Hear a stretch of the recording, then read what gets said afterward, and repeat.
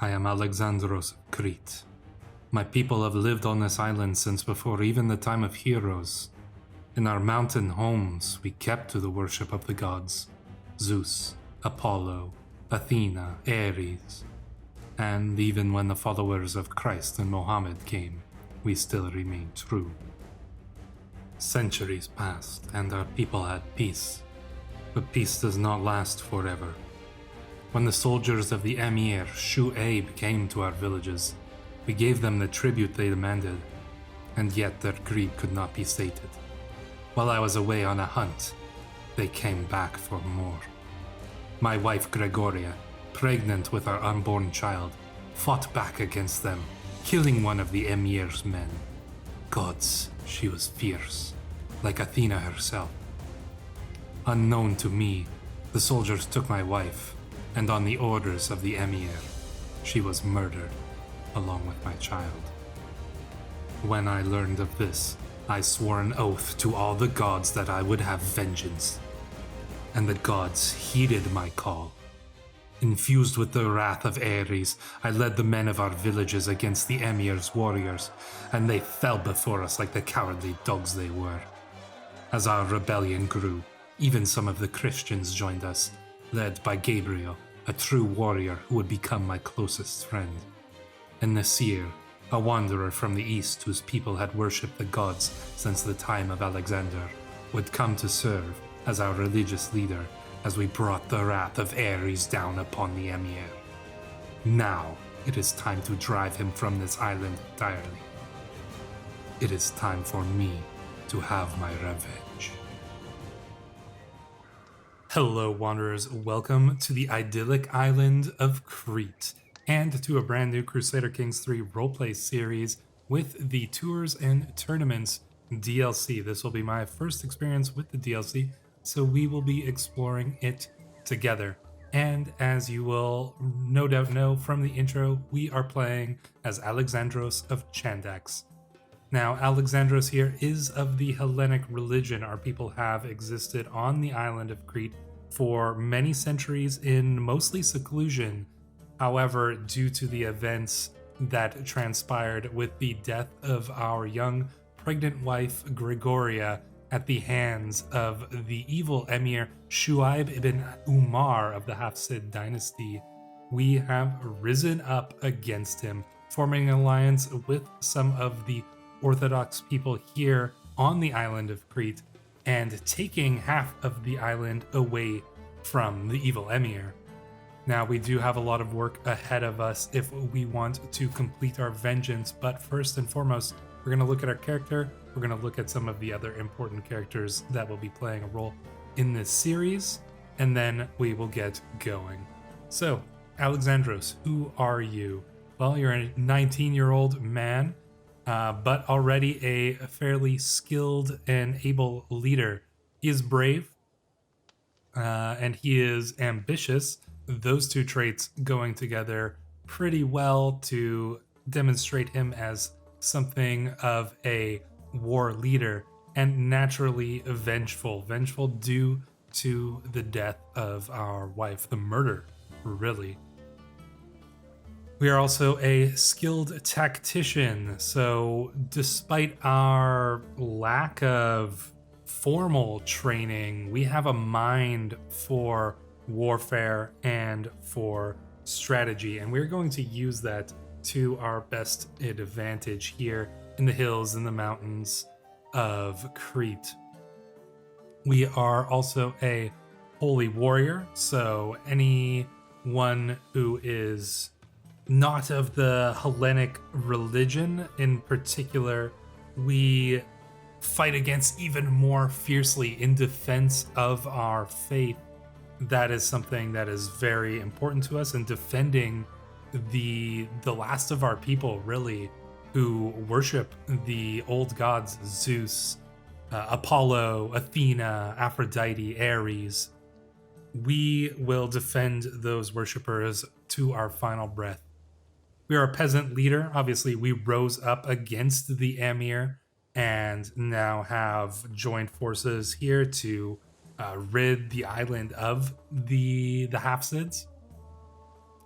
We are ARES' own. There has been rumors going around, or almost a legend forming around Alexandros, and due to the fact that we were able to take some of this island away from the Hafsids, that we are blessed by ARES, and this is giving us a few little bonuses in that regard.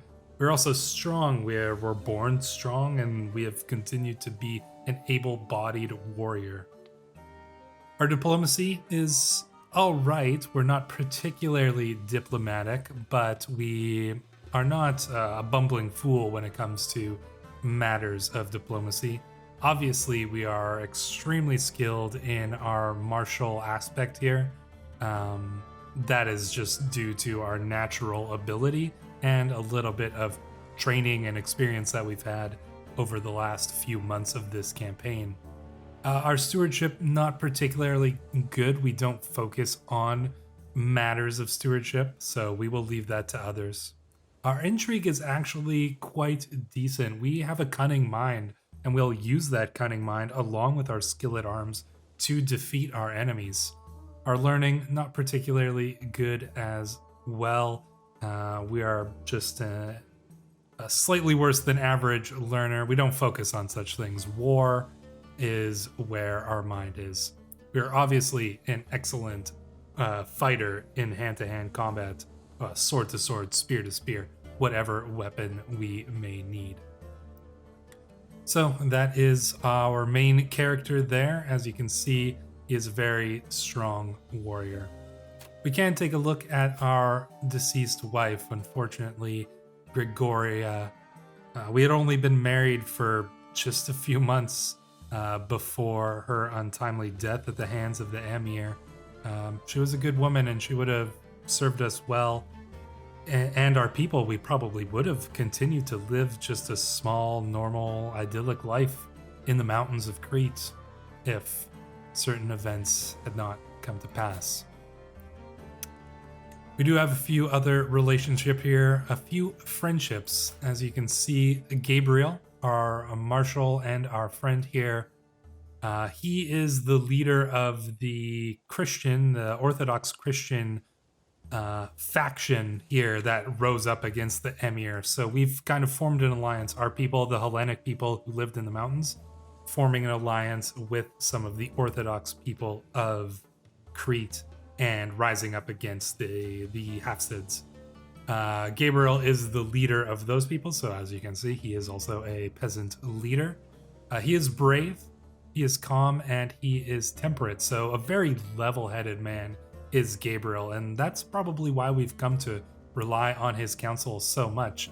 He is a brilliant strategist. He did fight in the armies of the Emir at one point, but now has joined with us against his former masters.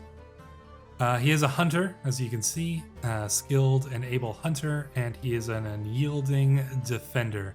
He's got a good set of traits here, but overall, Gabriel is going to be one of our most trusted allies. He has taught us a lot about war as well, about the way that the Hafsids rule and run their army.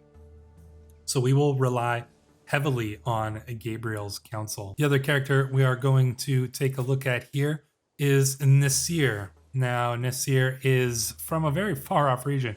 He is actually an Afghan, so he has come a long way from those lands far to the east here, and he has come and discovered us, the ruler, or the upstart ruler of Chandax, realizing that we are Hellenic as well. His people are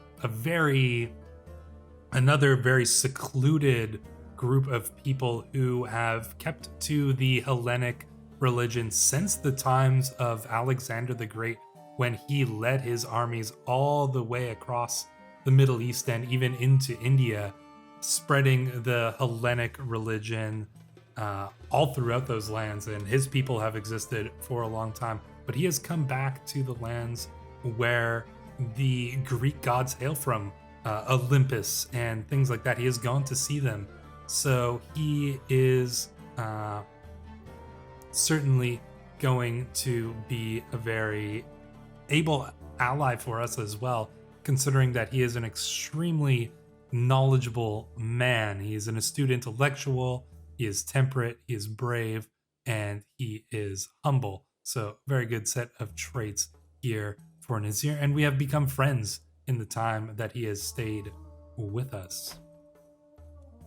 We'll take a brief look at the rest of our court. We have seen Nazir, who is our Flamen, our religious leader, and we are actually going to switch you to Convert Faith. We would like to try to spread this Hellenic religion now to more people and to try to bring them in. I think we're building essentially a little bit of a cult of personality around Alexandros himself, and trying to build up a certain amount of fervor among the populace and try to galvanize them against the Hafsids so we can extricate them from the island.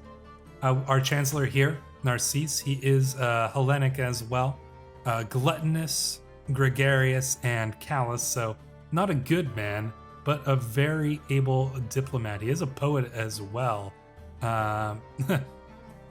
Narcisse, kind of interesting name for this character, considering he seems kind of narcissistic, if you will.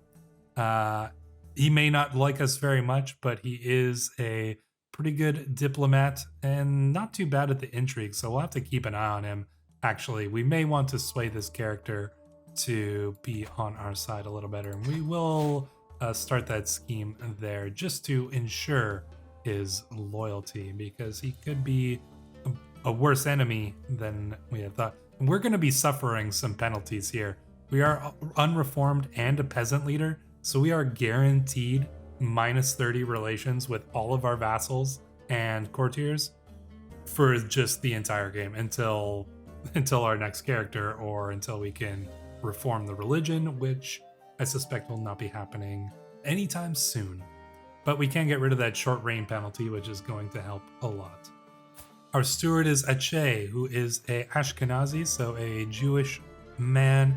He is patient, he is brave, and he is content. A Midas-touched stewardship leader, and a hunter himself as well. He's got a decent spread of stats. He's actually pretty good in war, but his stewardship is excellent, his learning is excellent, not an intrigue, and not a diplomat. And he doesn't really like us that much. Those bonuses all coming into play there, or negative attributes really. So we'll probably want to sway him after we've gotten our Narcisse up a little bit, but we should be able to handle that for now. We got him currently collecting taxes, which is fine. Gabriel, you've already seen, he is marshaling our army.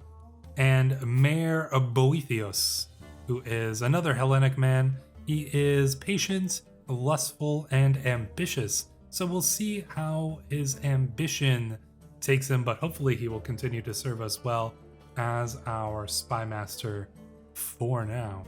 So that is our council. Generally, our council is going to come mostly from Nasir and Gabriel, but the other councilors will have an influence on our decisions as well. But considering the fact that we are a very independent-minded man, we will probably be making a lot of decisions boldly and in our own right as the ruler here. So let's get to some of the gameplay mechanics. Well, obviously we are not married, and we will not be marrying at the moment. There are a couple prospects around here to look at, but nobody Hellenic, so that isn't something that we will be dealing with right now. We just lost the love of our life a few months ago to the evil hands of the Emir, and we have no desire to marry just yet. Hopefully that won't come to bite us if we are assassinated or something of that nature. Thus, we have no player heir. Our pregnant wife was slain, so no heir of our own. Here we have an activity that is available. Host a grand tournament. Well, this is some of the new features from the tours and tournaments DLC, and I would love to explore some of this. It's a lot of money though, so we won't be able to explore this just yet. I don't want to go 140 coins into debt right at the start of the game. But we might do some of these smaller ones, feasting, hunting, privilege, or pilgrimage, and just see what kind of changes they've made in the DLC. But for now, we're going to hold off just to accomplish our immediate goals. What we will be doing is selecting our martial lifestyle, and I think we're going to go straight for the strategist tree here. That's going to be helpful when we declare war against the Hafsids, which we're probably going to do pretty quickly, I suspect. Let's look at any other things here. We can create an accolade. Accolades are new. We're going to skip the... you know what? Let's look at the lesson here, because I haven't really seen any of this just yet anyways. You can grant an accolade to one of your knight. Each knight that holds an accolade becomes an acclaimed knight and gives you bonuses to you and your armies. The accolade will remain until you destroy it and will pass on to future knights via accolade succession. Okay, very interesting. We can select a knight to grant an accolade. Well, alright, let's select Gabriel here. Every acclaimed knight has 2 accolade attributes, one primary and one secondary before you can create the accolade. These attributes are shown for each candidate. Each attribute gives you and your armies various bonuses, and they can gain glory. Glory is gained by participating in grand tournament contests and battles. The primary attribute is always part of the accolade and cannot be changed on succession. You can now create this accolade if you want. More will become available as our culture discovers innovations. I understand, I think. So we could change these here. Okay, so what do these do? Does it say what they do here? Oh yeah, okay. So rank 1, levy reinforcement rate. What about stalwart here? So let's take a look at what each one of these does. Glory. Army damage. Okay, so valiant could be good. Army damage would be increased. Disciplinarian, let's take a look at that one. Levy reinforcement rate, as we saw, and tactician. What will we get from tactician? Monthly martial lifestyle experience. That could be good. And then what does this give us here? Huntsmaster, his secondary attribute. That is going to give us Venator trait experience, plus 15%. You and your primary heir may gain the hunter trait every few years, so he can train us to hunt. I think that we are going to go with the... Let's switch that over to Valiant. I think that the army damage is going to be nice, and we can pick a name for it. The Heteria Indomitable. I don't mind that. All right, let's create that. Bestowing this honorific will increase the acclaimed knight's opinion of you. Excellent. So Gabriel has won some acclaim as our Heterie. Awesome. We don't have very many, and in fact, we don't have very many Hellenic people in our court at all. So I would probably like to invite some skilled warriors to our lands. So we're going to spend the prestige there to do that and hope that we gain a few good ones. We'll take a look at our forces here. You can see that we have 3 Heterie, but we're only bringing on 2 of them. We're going to forbid you as well, Narcisse, because you honestly just suck. Who do we have here? Iosef. Disloyal, unyielding defender, misguided warrior. This guy, he is a very skilled warrior. Evil antagonist, sadistic, vengeful, lustful. I don't really like the cut of this guy's jib, Iosef. But how much would it take to recruit you? 90. No, not for 90. I'm not paying that much for somebody who's probably going to stab us in the back. We're gonna need this money anyways, so even though we'll bring him to our court, we'll wait and see if we can get a good deal on one of these guys. So yeah, we'll let time roll on a little bit, but our first act, well, against the Emir here, he does have a bunch of children, and he could quickly get some alliances that could be detrimental to our plans.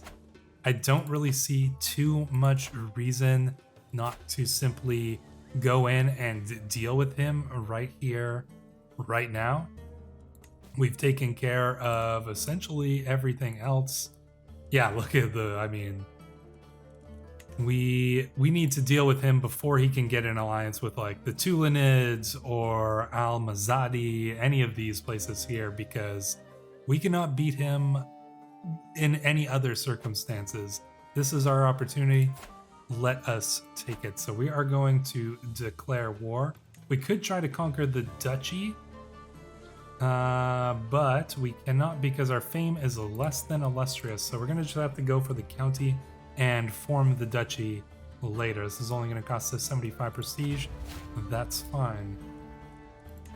Let's raise up all of our armies here in Iraklio. That is our capital. And let us send them into the Wilaya of Chania.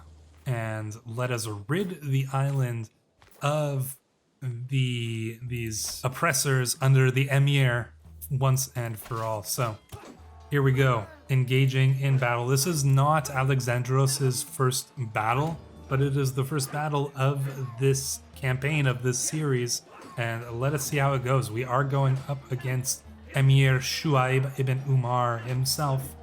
So let's zoom in here and just see how things play out in this fight. So as you can see, we are outnumbered in terms of our skilled commander and warriors and knights, but we have the advantage here in our forces, and we have handily defeated them here in this fight. We have captured Muhammad, son of the Emir. Is this his eldest son? This is not. This is actually his second son, Muhammad ibn Shu'ayb.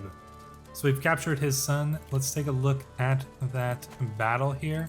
We're going to look at the details as well. So somebody who in the comments of the last video told me about this, that we can go and look at events here. Thank you for telling me that. I have never noticed this, but this actually just tells us who did what during the battle. Thank you for that. This is so much easier than figuring it out just based on these little icons here. So our Heteria Mayor Boethios killed Zacharias in that battle, and we captured Muhammad ibn Shu'ayb, as you saw. His forces did manage to retreat, quite a few of them, so we're going to have to follow them into the mountains and deal with them once more. Are we going to catch them here? Or are they going to continue? No, it looks like we're going to be able to get them once more. So let's see how this battle plays out. Apparently we missed each other as we were moving through the mountains, going through different passes. We completely bypassed each other there in the mountains of Crete. So let's move back, try to hit them here once more. Once again, going up against our mortal enemy, Emir Shu'ayb. I would love to capture him in this battle. Oh, we were wounded while leading these troops. Excellent. Proving ourselves as a capable warrior. How many men have we slain ourselves in this fight? That is a good question.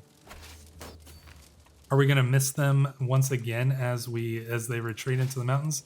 We shall see. Anything of interest happen in that battle? Mayor Boethius slew Umar while he was retreating from the battle. Well done, Mayor Boethios is proving himself. We were wounded in that battle, so we will hopefully recover from that without too much serious injury here. Indeed, looks like we are going to miss them once more, but we'll catch them again. Next time we'll wait a little bit before we go after them, if they can survive one more fight. So within a few months, 3 battles in a row, once, twice, 3 times, can we defeat the Emir 3 times in a row, it seems as though the gods, Zeus, Ares, Apollo, are all on our side in this fight.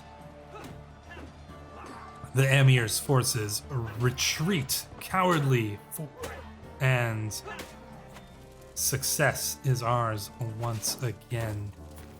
This time, they're gonna come to us. Well, let us prove ourselves the greater in this battle here. Our wound is healed. We'll take a look at the details from that previous battle. No events to be aware of. Damios has heeded our summons and has arrived at our court. We'll take a look at Damios in but a moment here. He is a Hostilidur. He has participated in martial games. Excellent. Horse fighter. Blade master. Okay, this guy's got some good traits. Recruit to court, 80. Alright, he's slightly cheaper and he is slightly better than the last guy. I think we're going to recruit him even though we don't have a lot of money.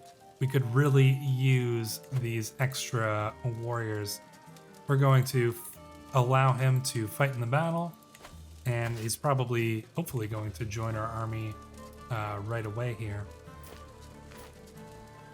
They come for us once more. We will defeat the Emir time and time again until he surrenders or until he is captured. They don't have many forces left, as you can see. There we go. And that is the Emir's forces done. We have slain them essentially to the last man here, and success is ours. Oh, interesting. He has actually raised a mercenary army. That is going to pose some problems here. Will we be able to escape in time? I suspect not. Hey there, Wanderers. This is the Stray King himself. If you've been enjoying the series so far and want to catch all the next videos, make sure to subscribe to the channel. And if you too want to have your own character take part in the story, check out the membership options through the join button below the video.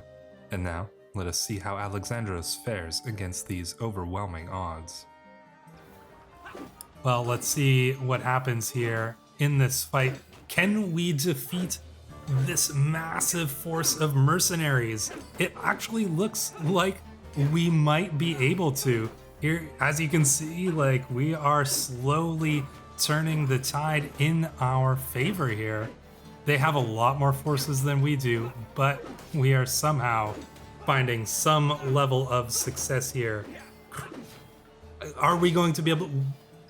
Alexandros proving himself here as the great warrior that he is. We have sent those mercenary forces in retreat. We're gonna move back down into our own forces to hopefully recoup. Although they're gonna come at us once more. All right, well, if you're gonna come at us once more, then we will defeat you once more. Alexandros here is an insane commander. I would love to actually get my